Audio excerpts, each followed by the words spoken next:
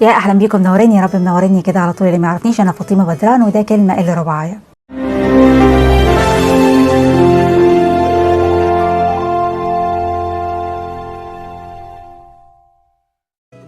لفت نظري مؤخرا ان الناس اللي بنتعامل معاها في حياتنا نوعين، او بمعنى اصح اللي بنبقى شايفينهم بيتعاملوا حوالينا احنا شخصيا ما تعاملناش معاهم بشكل مباشر، هم نوعين. ازاي؟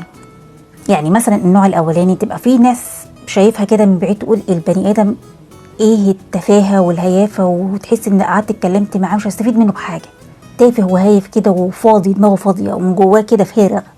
في حين لما تيجي تقعد تتكلم معاه تحس ان انت قعدت مع موسوعه، مكتبه كامله وفيها معلومات، وتبقى القعده لو قعدت معاه 10 دقايق تحس ان انت القعده كانت مثمره، كانك حتى ما استفدت منه وعرفت حاجات انت ما كنتش تعرفها ولا سمعت عنها حتى قبل كده، وتيجي تشوف وتروح تتأكد بنفسك تلاقي ان فعلا المعلومات مش هرتلت كلام وخلاص.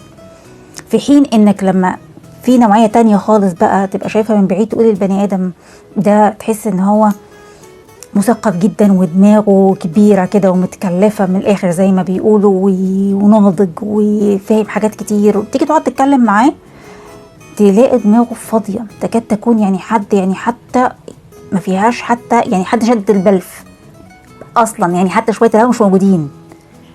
اللي عايزة اقوله ايه؟ ما تحكمش على حد غير لما انت شخصيا تقعد تتكلم معاه وتفتح معاه حوار في مجالات كتيرة جدا ومهمة جدا ومواضيع كبيرة.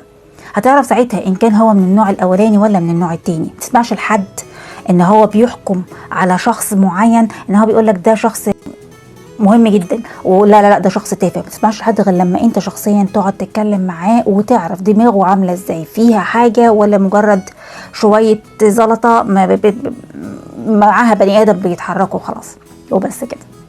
لو الفيديو كان بالنسبه لك مفيد يا ريت تعمل لايك وشير عشان غيرك يستفيد. ولو لسه مش مشتركين عندي على السوشيال ميديا، فيسبوك، تويتر، انستجرام، تيك توك، كواي، وقناتي على اليوتيوب، يشرفني بطبيعتكم وبس كده. سلام.